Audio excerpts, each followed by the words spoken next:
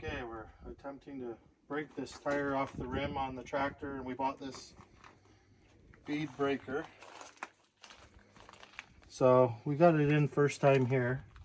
It took a couple shots to get it in behind, but it actually worked pretty slick. So we're gonna just keep going around here and see, kind of show you what it does.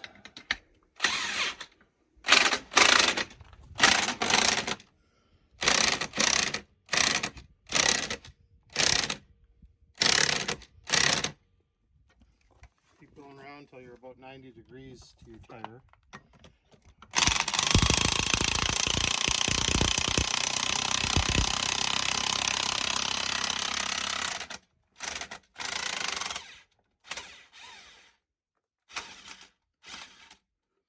Yeah, that seems to work a lot better than swinging in a big hammer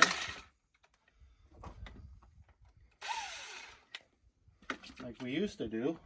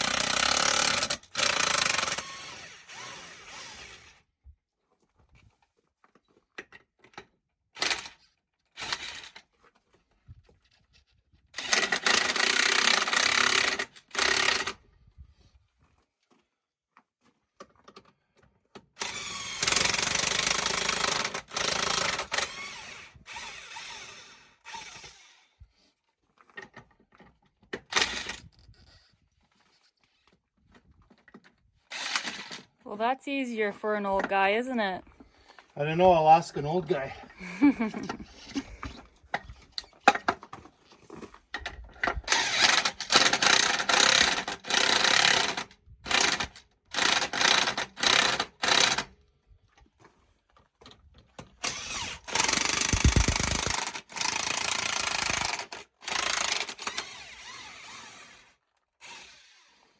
Yeah, it's pretty slick, so yeah, I'm just gonna jack it up now, and then we'll get the bars out and then do it on the inside.